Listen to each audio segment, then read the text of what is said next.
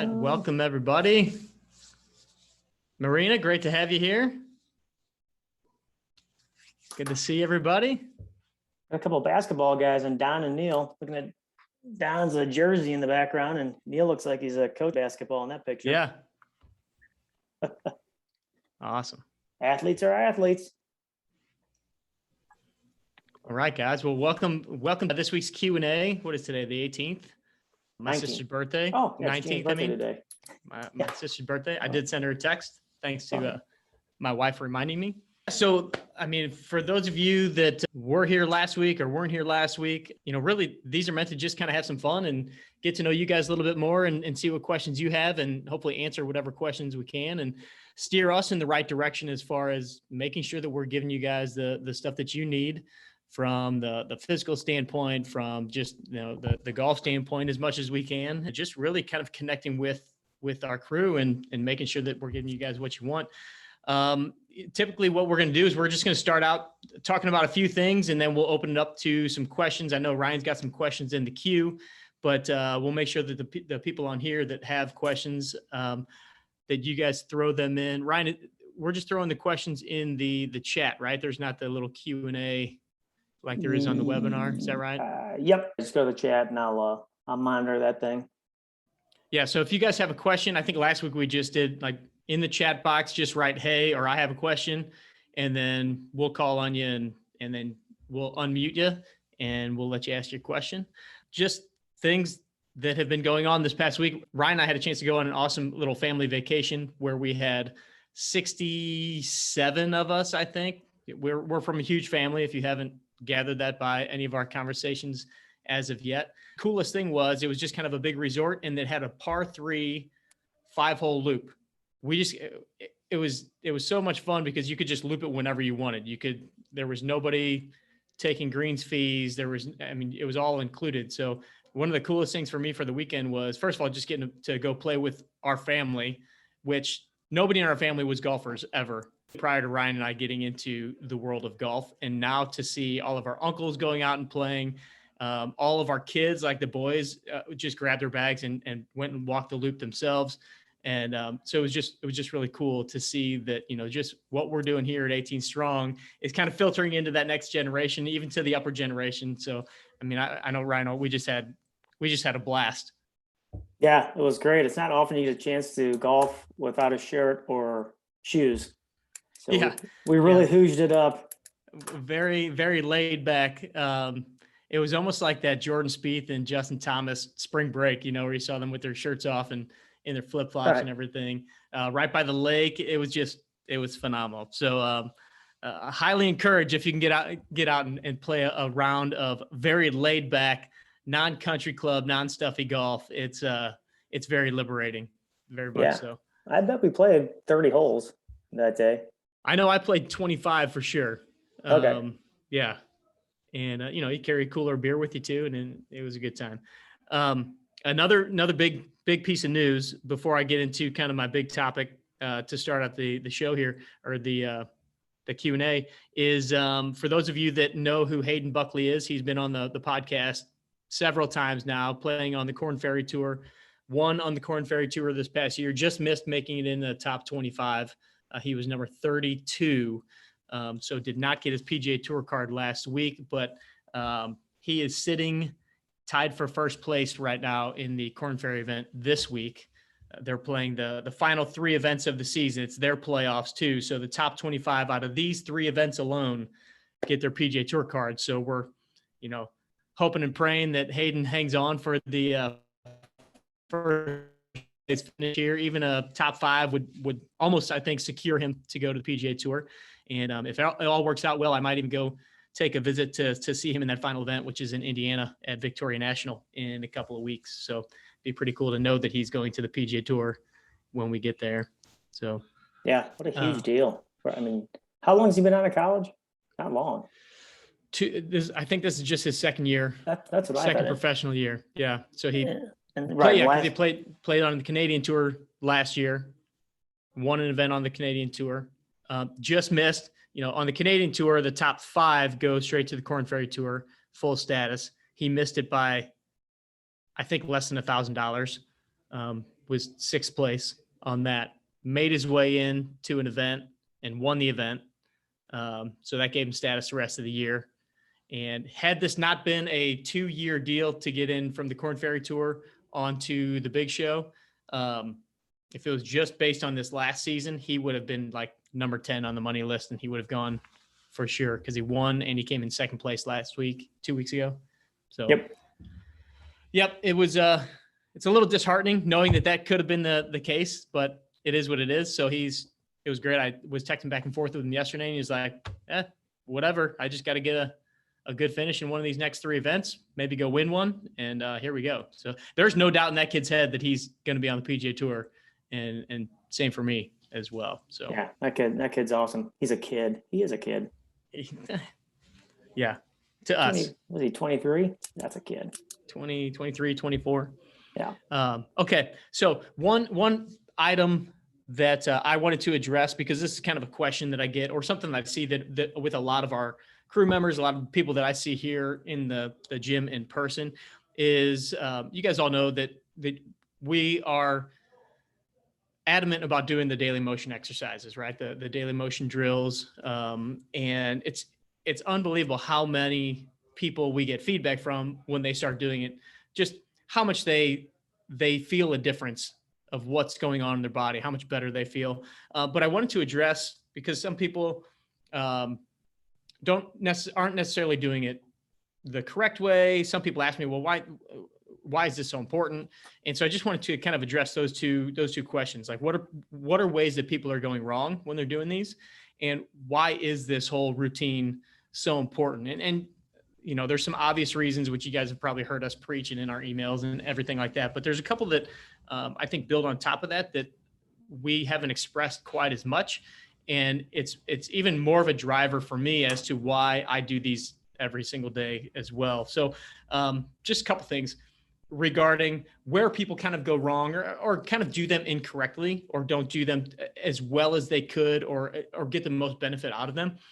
First one is, when you're doing these, the intention is really to go slowly with each of the motions. So with the neck circles, with the shoulder circles, I find, and it's funny because I'll have guys standing here in front of me in the gym, and they're just trying to like rip through these things like they're on a timer or something.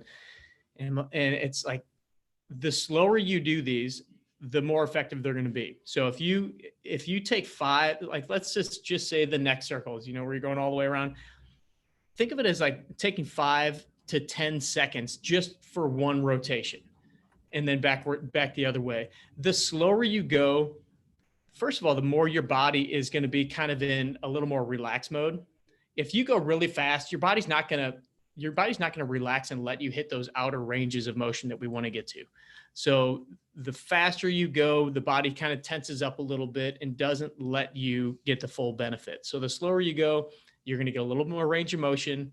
You're going to be able to feel things a little bit better, because this is also all about like feeling what's going on in the joints, feeling how much control you have in the neck, in the shoulder blades, in the shoulders. So I want you to really think about how quickly you're doing it. Are you doing it and just trying to rush through it, just to rush through it? And I'll be honest with you. There are some days where I rush through it just to say that I did my daily motion. And I'll get to the reason why I do that later. But the slower you can go, the more time you can spend with it, the more benefit you're going to get out of it. So that's the first thing. The second thing is, when you're working on a specific area. So let's say I'm doing my right shoulder. I want to keep the rest of the body pretty quiet, pretty still, and almost a little bit rigid. So the more you can kind of create some tension in the rest of the body and really just focus on whatever joint it is that you're working on, again, the more benefit you're going to get out of it. When you don't keep everything else still, you're going to lose your posture. You're going to start rotating, and other things are going to start moving. Just like in your golf swing, you're going to start compensating in different areas that aren't meant to be affected at this point. So if you're trying to do your shoulder rotation and you're letting your body move, it's almost like you're going to feel like you're getting a lot more motion than you are. It's when you really stay still, you tighten up and you contract a little bit elsewhere, you're going to see where the limitations are. You're going to feel those limitations, and that allows you to work into those a little bit more effectively, which leads me to my next point, is that many times when I see people doing these, they're not trying hard enough.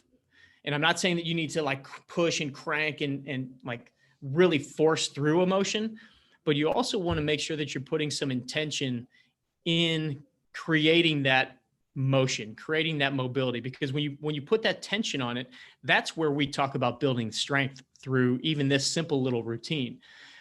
You're using other muscles, or you're using your muscles to create that movement. When you use your muscles to create that movement, you're building strength there. So you're building your body's ability to hold a position or get into a new spot or increase your range of motion just a little bit. If you do these kind of lazily and you never really push into those and exert effort into those new ranges of motion, again, always doing it without causing pain. But if you're not exhibiting that effort, again, you get out of it what you put in. So if you just kind of run through the motions, you're not really going to get as much out of it as you possibly can. So putting some more intent, putting some more effort into it is really going to benefit you. And then lastly is a lot of people do these just kind of like here and there. They don't do it consistently. They don't do it every day. In fact, we kind of had a little joke that we might even start calling these EFDs just to elicit how important they are. And EFD stands for every effing day, because you should be doing these every effing day. So put your own effort in there, freaking, fudging, whatever. This is usually a PG-13 show, but just to get that across is how important it is. And the reason I say that is because the more consistent you are, again, and I'll kind of get into this in the second part of the question, the more consistent you are, it just kind of builds up over time. So that consistency is going to do several things. It's going to make the movements easier over time.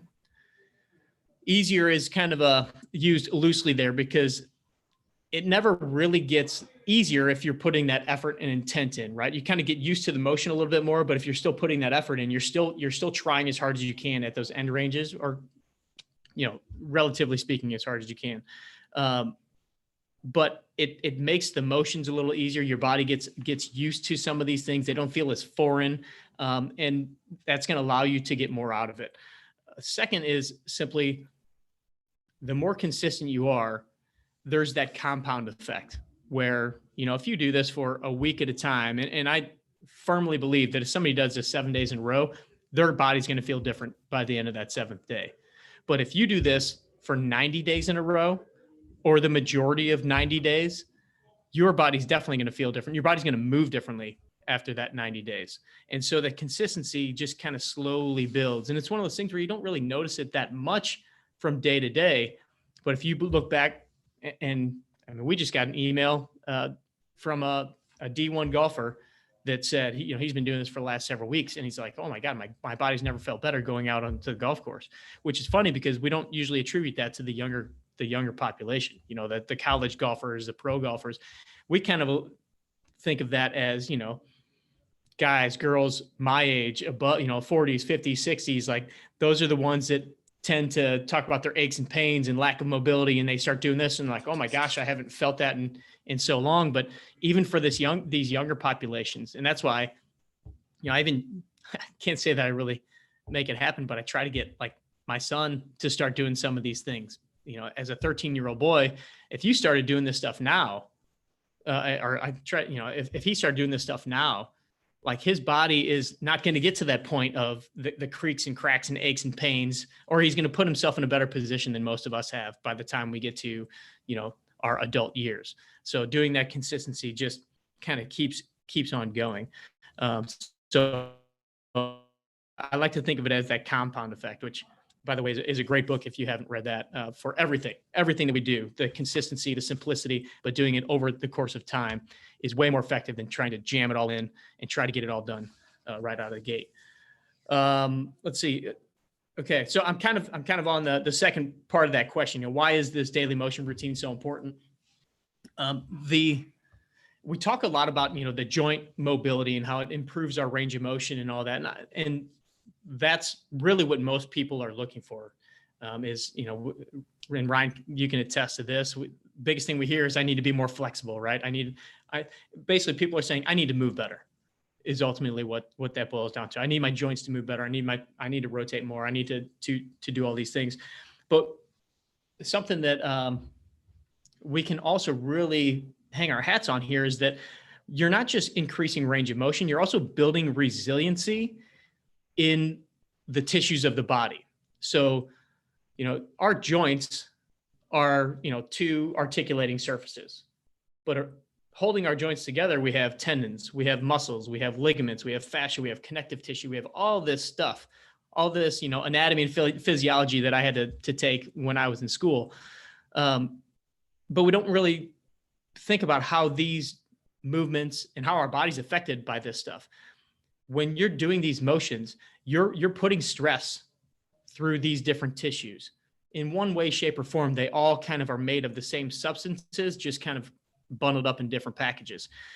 But by putting stress into these tissues, you're teaching your body how to handle more stress. So I kind of always think about the shoulder when I'm giving examples of this, but how many times, I can tell you for a fact that I tended to put my backpack in the backseat of my car. And I can't tell you how many times I reach back behind me to grab my backpack. And I can't tell you how many times I have, more back in my clinical days, people have said that they hurt their shoulder reaching back in the backseat to grab something, reaching this way but by doing the daily motion where you're kind of getting into this position, I'm teaching my shoulder, I'm teaching those muscles, those joints that, hey, this is a position that, although it's an awkward position, I'm still kind of building strength in all those tissues. We tend to think of strength as just muscles, but building the resiliency in the connective tissue that's holding these joints together, our rotator cuff, our joint capsules, all of those things, as we put controlled stress on them, our body is a magnificent machine, and it learns how to build up its tolerance to these different things. It's just like doing a bicep curl. You get stronger at your bicep curl by doing these motions and putting that intent in it to try to increase your range of motion, increase the tension. You are going to help to build that resiliency. And I think that that's ultimately what helps to prevent a lot of injuries. And we all know golf is riddled with injuries, especially as we, get into our later years. And once we're past college, pretty much, every golfer that I know has had some sort of an injury or another. But the more we can prepare our body by doing these kind of things, the better off we're going to be.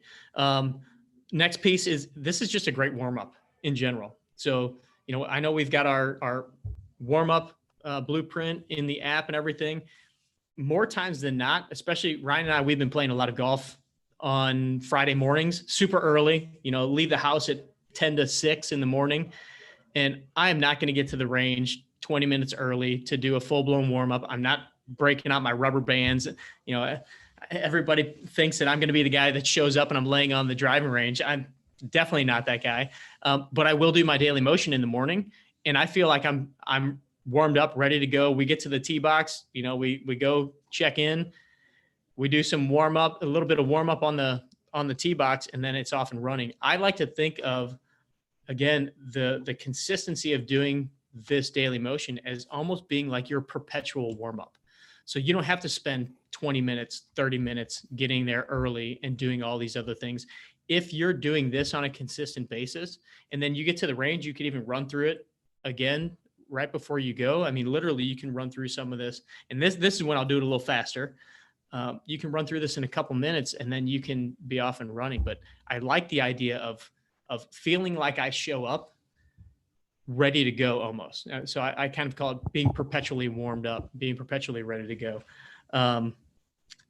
Next piece is why this is so important is, and especially I do this typically in the morning. It just starts your day right. It just gets your blood flowing.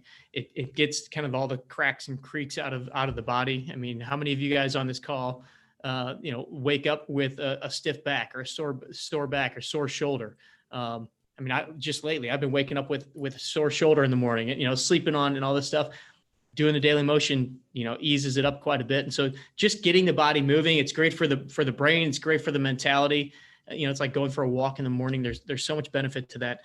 And then the last one that I want to mention, I know I'm getting a little long-winded here, but the last piece, and I think this, in a weird way, I think this is possibly the most important, and it has nothing to do with the physical benefits of the daily motion.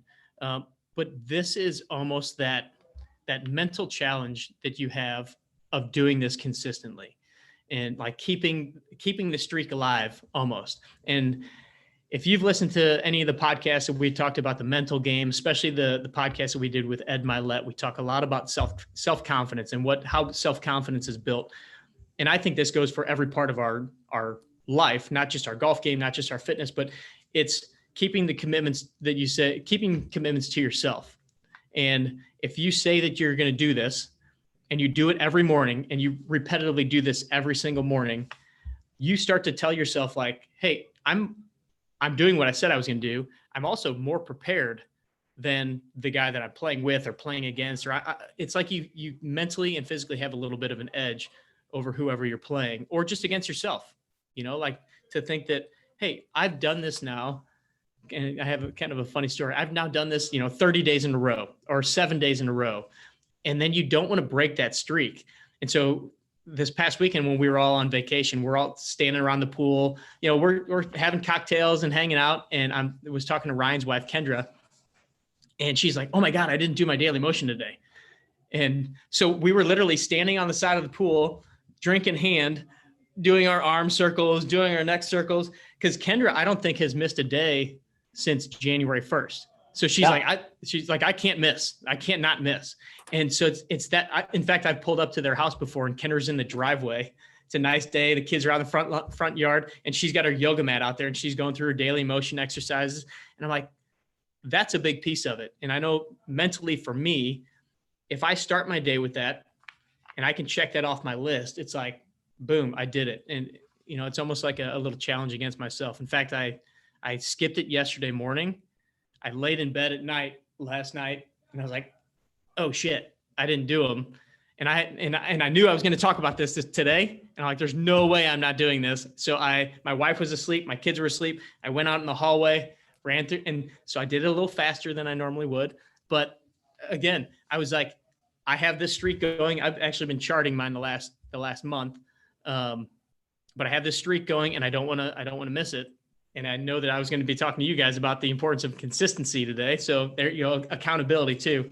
But so that piece, and that goes for a lot of the things that we talk about at 18 Strong. I like to think that we're more than just an exercise platform, but it's also, how does that impact your mentality? How does that impact, how you go about your daily life as far as, living a healthier lifestyle, doing the things that you want to do to play the way that you want to play, but also to be able to enjoy the game, to be able to enjoy, your body and do the things that you want to do outside of just playing golf and exercising. So I know that I missed a chat here.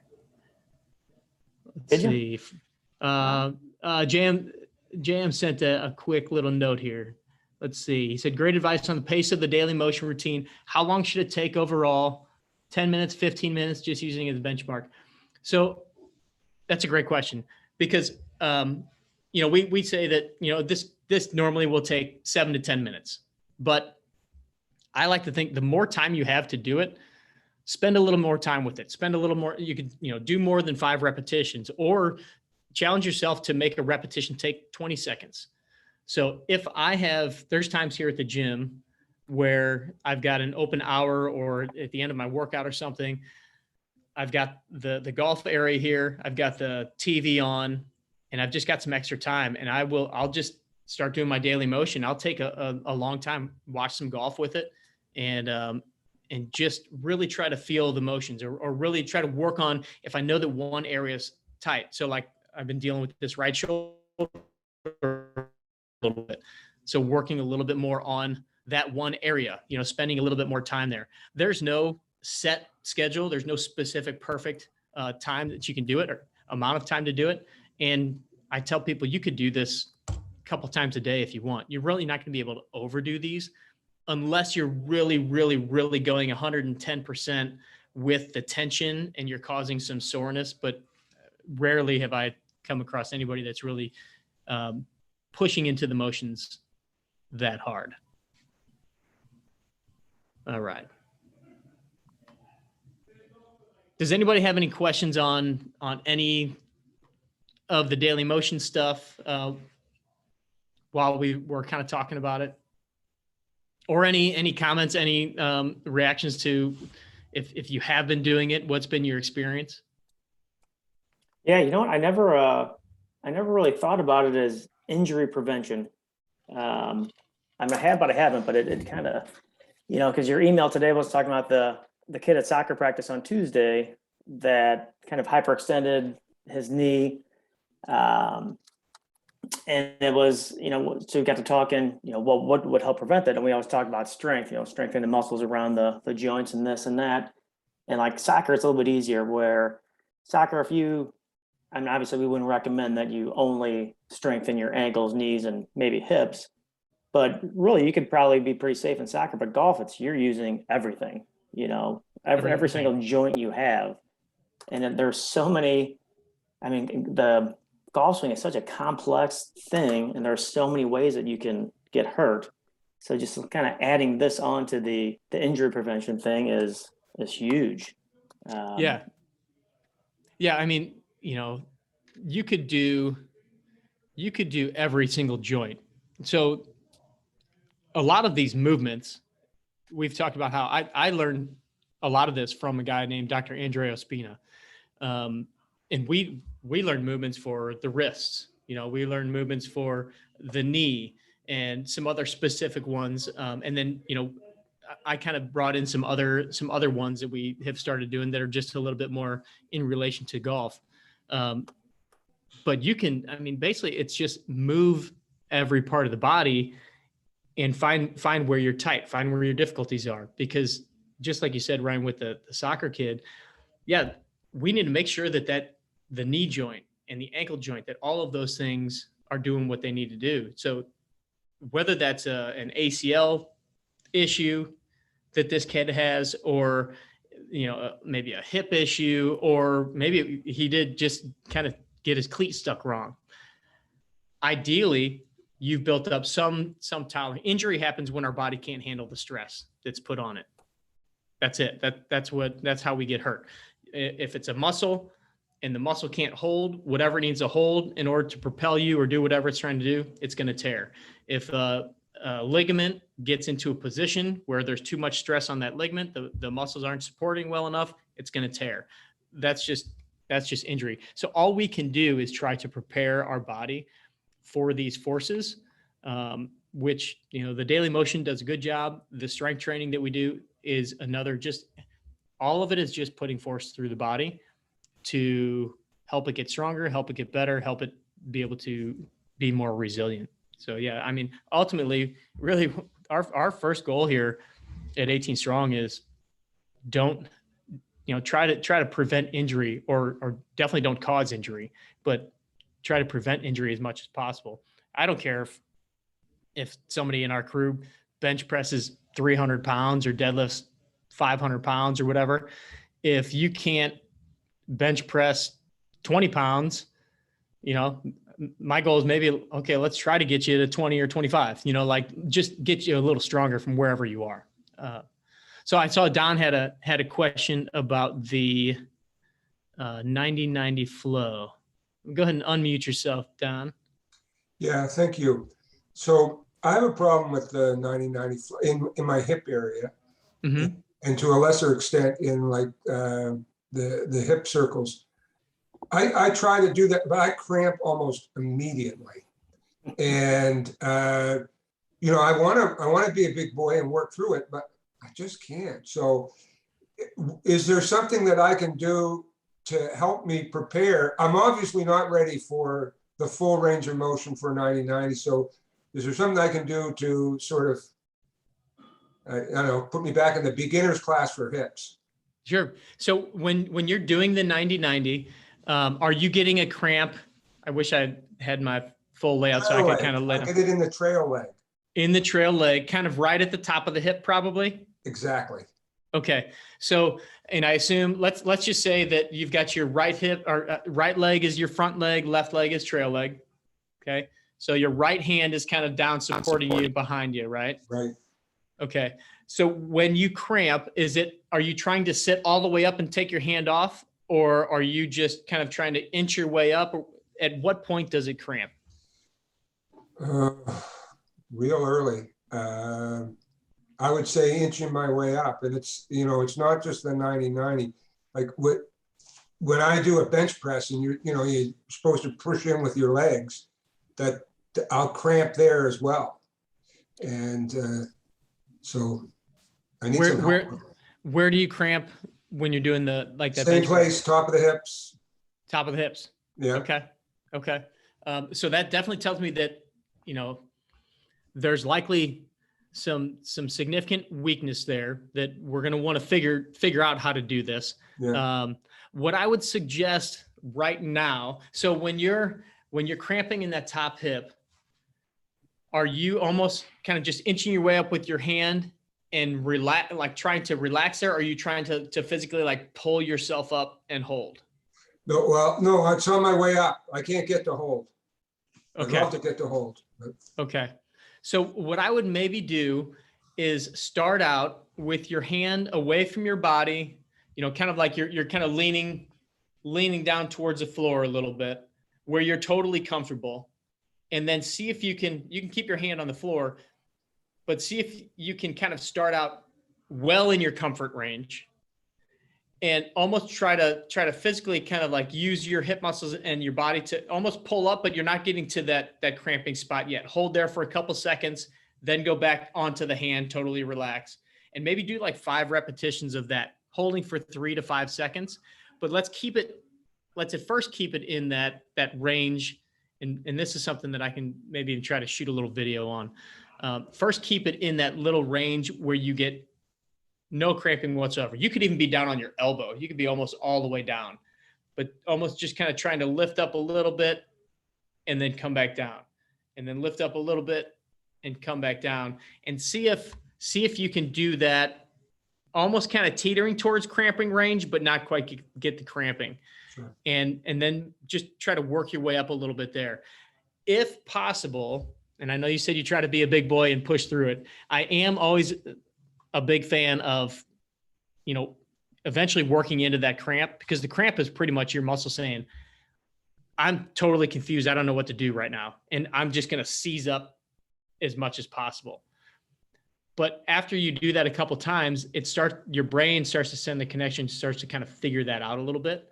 And so that will start to give you a little bit more motion. But let's back you down a little bit to where you're almost kind of like teetering on getting to that cramping area, but not quite there. Does that make sense?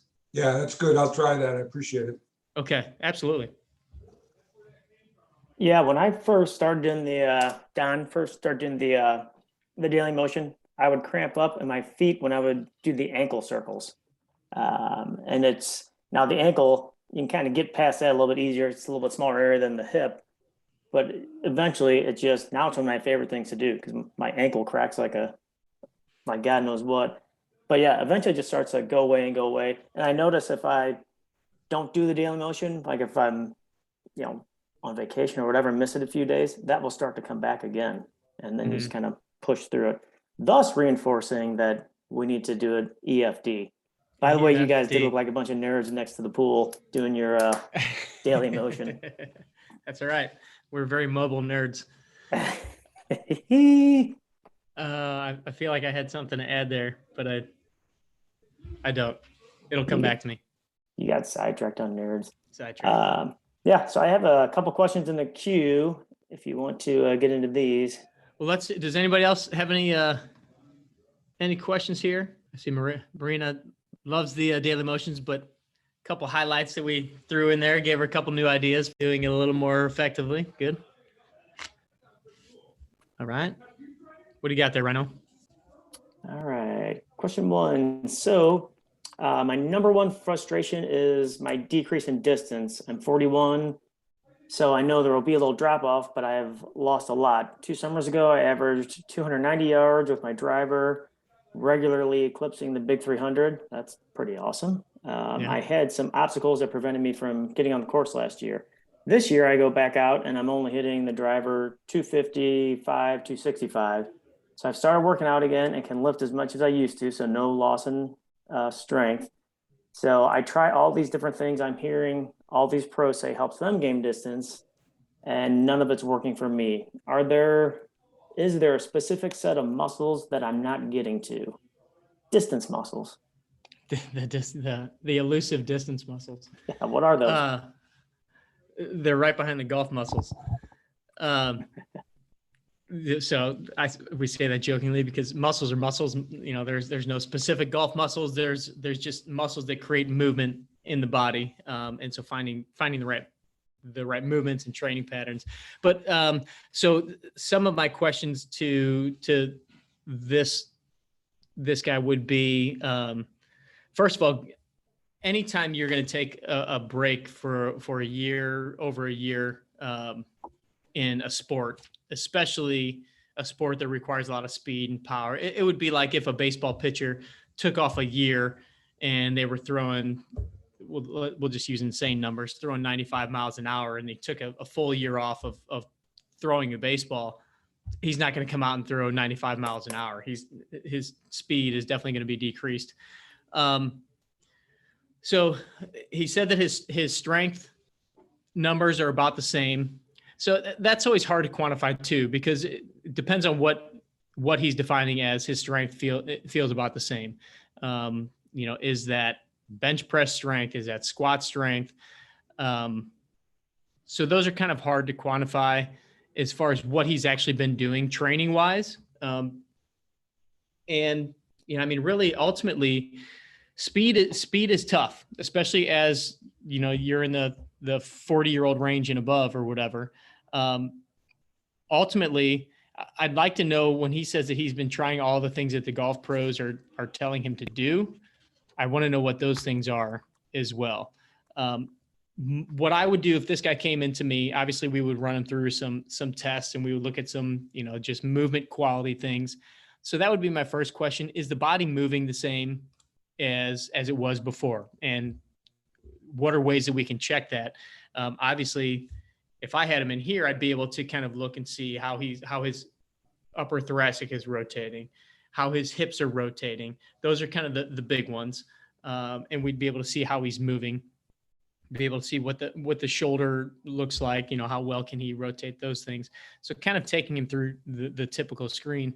But I'm also wondering, what was his swing speed before, you know, when he was hitting a ball 290 to 300? If he knew that, and then he was able to test his swing speed now, because distance isn't always just speed. Distance also has how squarely are you hitting it on the face of the club too, right?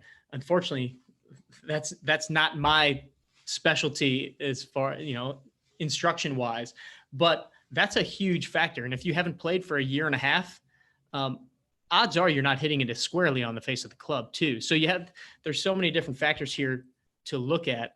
And so it could be some technique stuff. It could be just some basic strengthening stuff.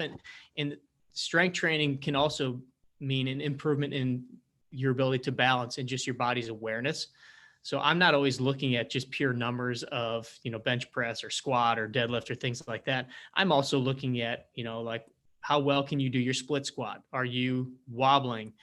How well can you do some of these different rotation drills against resistance? Are you still moving with quality on those? And then purely, I mean, you guys know that we love the overspeed, underspeed stuff, the super speed sticks. There's several other ones out on the market now, Rip Sticks.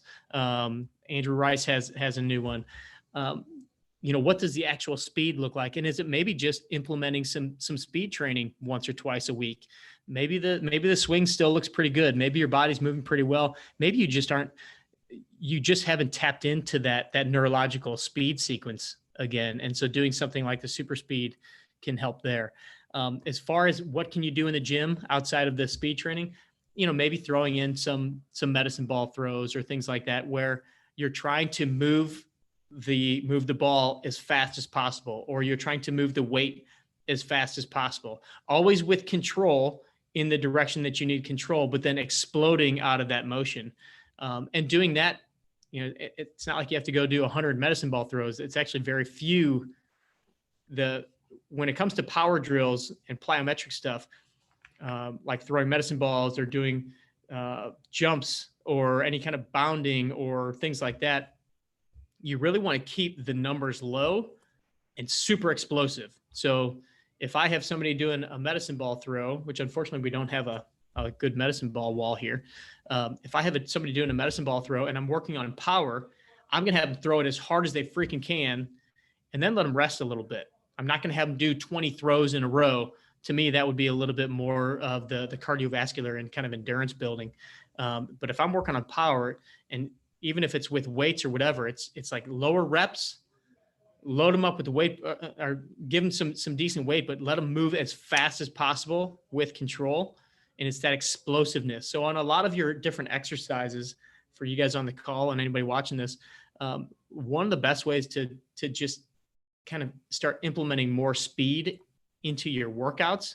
And we talk about tempo all the time, but let's just say for a bench press, use that slow tempo on the way down and then kind of explode out of that motion. Or if you're doing a squat or a lunge or a split squat, going down with control, making your muscles feel that, and then exploding up out of that position, or exploding with your rotational punch or your press, things like that. So I know there's a lot of pieces there. There's not like one specific answer without being able to really pinpoint what's going on. But, anytime you're looking at distance, you got to break it into speed. How fast is the club moving and how well are you hitting the ball, right? And then let's say you're hitting the ball as square on the face as possible. Well, then we know it's the physical component. We know it's then it's your swing speed. Your swing speed is then, okay, can you move fast? And then we also look at strength there. And so then we kind of we can do some strength tests and say, well, your strength looks fine based on some of these different tests. Then we know now we just got to build some speed. And that's where you throw in some of those speed and power type drills. Typically for most of the guys that we work with, in kind of that upper range, the recreational golfer, I always start with working on their balance and quality of movement through their strength training, because I feel like the more balance and control and the better they're able to move against the resistance, the more balanced they are, the more stable they are, then they find kind of that movement quality. They have better understanding of where how their body's moving through space. And ultimately that ends up helping with the speed without really yet focusing on swinging faster. Then you can get into the super speed clubs and things like that. And now you have this good base to where you can start, trying to swing faster. So there are no distance muscles is what you're saying. There are no distance muscles. There are fast twitch muscles, fast twitch, slow twitch. And so anytime you're working on power, you're working on kind of the fast twitch component. And we've all got both. Some people, have more than others. Olympic sprinters, are genetically gifted with quicker and more fast twitch muscles than the rest of us. And endurance athletes are the highest of high in all of those different events. They've got, the slow twitch muscles that are able to do more endurance type of stuff. So the explosive athletes kind of have the win on the power game. Yeah, no kidding. Okay, so next question. I have lower back issues, specifically the SI joint. I'm working with a chiropractor and that's helping, but this is only one part of the equation. Getting the joint to behave normally is step one, but step two and onward for me is strengthening the lower back to handle the torque that is put on it. Better put, how to best protect, strengthen, stretch, and treat, ice, heat, etc., the lower back. So I think he's asking, going forward, how do I protect, strengthen, stretch, and then treat either before or after? Yeah. How many people on this call have struggled with back pain at all in their life? You can type yes in the chat or raise your hand if you have your video on. Yes. I know I have, definitely. So back pain is interesting because typically it's not your back that is the problem most of the time. It's the fact that your back is taking up the stress and strain from something else not moving. Now, I know that, we can be diagnosed with herniated disc and arthritis and things like that. And all of those things obviously are real legitimate diagnoses, but many times they're caused over time because something else isn't moving the way that it needs to move. The low back specifically, is really just a hinging joint. So it's meant to just kind of flex forward and flex backward, flex forward, flex backward. If I had one of those spines from physical therapy school, I would just sit here and it's really only meant to go front to back. It has hardly any rotation at all. The problem is if our upper trunk, our thoracic, our rib area, if that doesn't rotate well, if our shoulder blades don't move very well, then something else has to give in the golf swing. Same thing with our hips. If our hips don't rotate very well, then something else has to give when you're trying to rotate to 90 degrees or so. So that's when people start to develop this torque on their back. So it's not always necessarily that we need to strengthen the back muscles. That's a good idea, but really the back muscles are meant to hold us into extension. If we're really looking at those muscles down our back, those muscles primarily work at holding us upright. And so they're kind of, they can stretch forward, and then when they contract, they straighten us up. Now we've got all these little muscles in our spine. We've got our abdominal muscles that kind of wrap around. So that's more where I would focus when we're working on, strengthening or protecting the back is probably a better way to look at it. The way that we can protect the back is first and foremost, getting the other pieces moving better. So getting the shoulder blades to move a little bit better, getting the spine up at our thoracic area to move a little bit better. So that all can rotate and the lower back takes less stress. Does that make sense to everybody? And then same for the hip. And I find that the hips, especially, the front hip on a golfer, many times we have trouble rotating that hip as far as we need to get to the position that most of us want to get to when we're swinging a golf club. The quickest and easiest way if you have trouble in that front hip or you have low back pain, I would suggest that you let that front foot flare out a little bit, just because that's going to allow you a lot more freedom I'm a right-hander, as you're rotating all the way through to that position.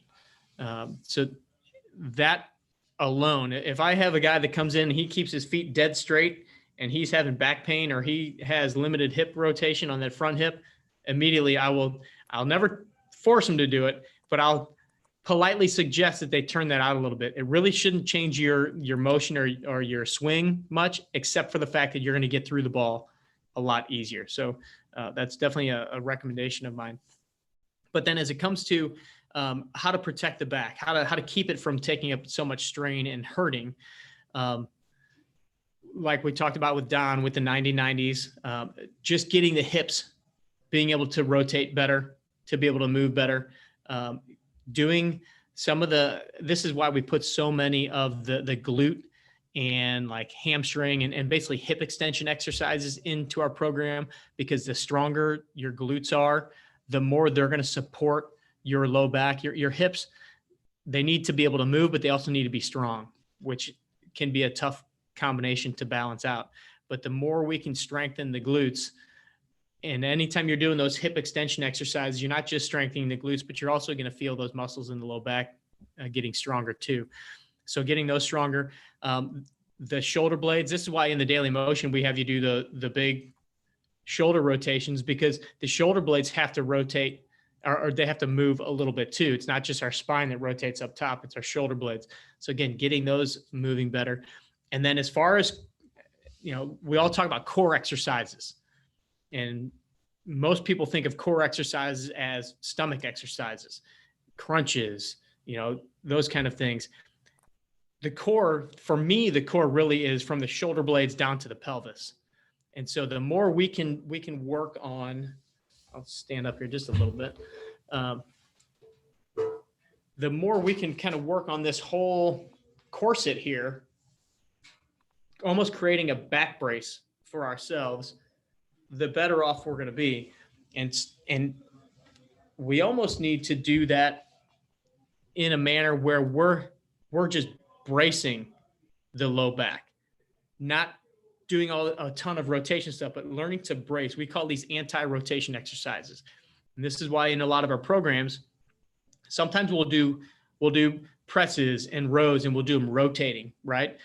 And when you're rotating, you can feel the trunk working, but this is why we also at times will make you stay still and just press, or do what we call the Pallof press, where the cable is trying to pull you in one direction, but you have to stay still. You have to keep the body prevented from rotating, because you got to be able to teach when you're going into your backswing and you're trying to swing as fast as you can, your spine needs to be able to brace so it doesn't take up all that extra stress that we were just talking about from, lack of shoulder motion and trunk motion and hip motion. So that's where we'll do those anti-rotation exercises.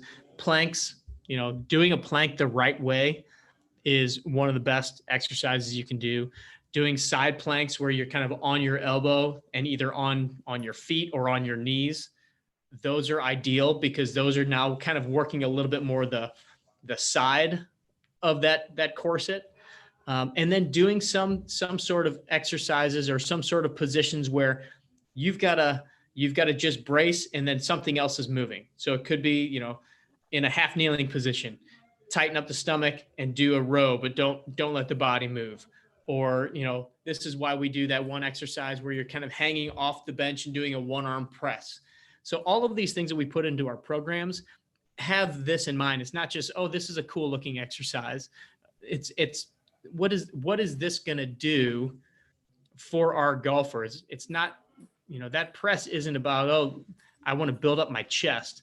The press is no, I need to be able to have a pressing movement. I need to be able to create force in this direction, but how can I do it where I'm also kind of bracing a little bit differently than just laying on a Nautilus machine and just pressing back and forth? Because there's times when I would have somebody do that for different reasons. But if I'm working on stabilizing, working on somebody that's going to be rotating a lot, I mean, how many times do you think you rotate into a golf swing position in a year, right? A lot.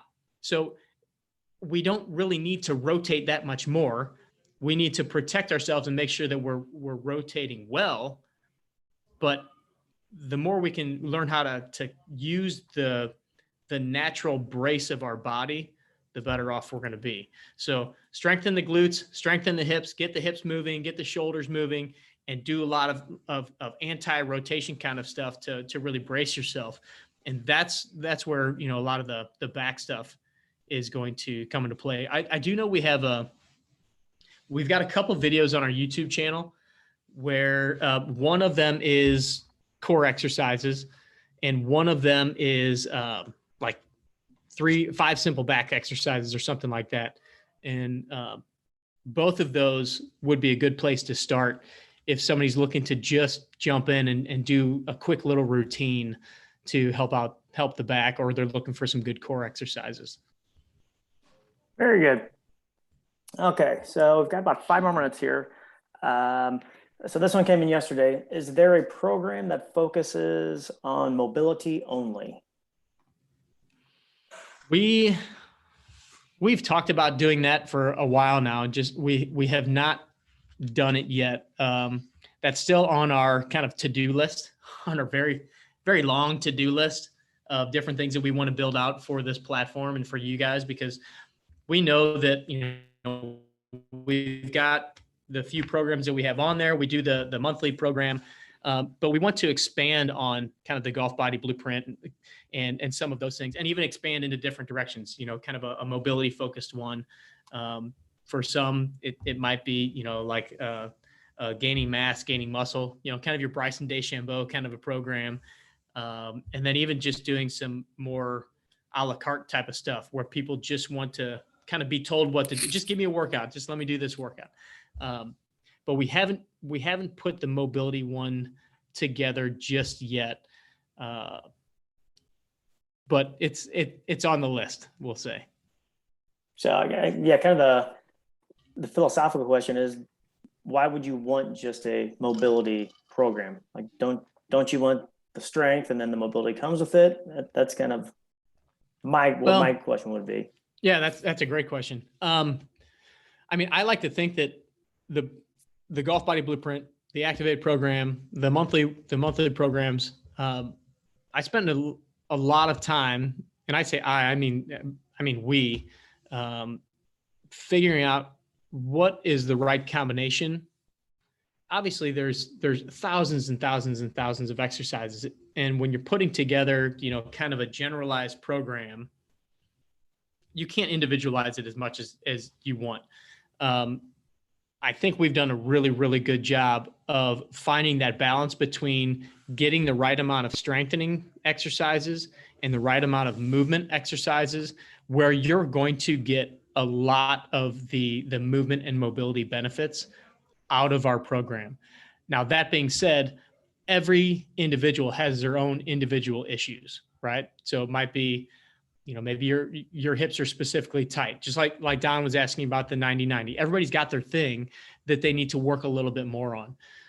So I think what it would be nice to have, and this is kind of the direction that we were going when we were putting it together, is not so much like hey, here's an overall mobility program, but here's a way that if you have trouble with your ankles, here's a way if you have trouble with your hips, here's a way if you have trouble with your shoulders, where you can kind of add this on as, almost a little bit of a rehab kind of a style, where I need to work on this issue because I need, my shoulder is jacked, or my shoulders are jacked. Like I can't do the movements that you need me to, or that you're asking me to do.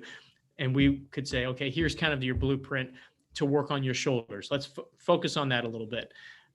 But as far as from a general mobility standpoint, through the strengthening exercises, if you're taking your time and taking your effort to really focus on the exercises, going through your full ranges of motion, just like when you watch me do those videos, trying to go through that same range of motion. I know everybody's not going to have that same motion, but with going through with that intent, focusing your brain and your mind on what you're trying to do, again, not just running through the motions, you're going to, just like the daily motions, you're going to start improving your movement quality over time. And we spend a lot of time figuring out what's going into these programs, so we're not missing different parts of the body. We make sure that in every strength training day, we're hitting our 5 big things, and then trying to hit the shoulders, the core, the hips in some way, shape, or form. In the movement days, we're trying to get you moving pretty much in almost all the directions that the body needs to move as a golfer. But sometimes you need that more pinpoint specific. I need to work on my ankle. I need to work on my hip internal rotation. And that's where it would be nice to have a little bit more of a, here's my issue, what do I need to do? And it's almost like a little checklist of a couple of things you can do for that body part. That's the way that I would envision it. I mean, you guys, let us know if that's something that you guys would be interested in. Because again, we don't want to just put out some mobility program and then everybody's like, that's not what I want. I want something different. So I'm sure we like sending out surveys. So I'm sure we'll send some sort of a survey out about that at some point. Yeah, I think I can put that together. Yeah. Oh, okay, we are at the top of the hour here. Jeff Rowe, you want to wrap this thing up? Yeah, just real quick, does anybody have any last minute questions, anything that we didn't touch on? Or by all means, we're going to do this every week. So feel free to shoot us a note and let us know what other questions you have, and what suggestions you have, topics you guys want to cover. But we will, we're going to continue to do this. So I just want to thank everybody that showed up today. And, we're going to continue to just do this and have some fun with it. And we'll see you guys next week. All right. You're welcome, Marina. Thank you. Great to see you guys. Take care.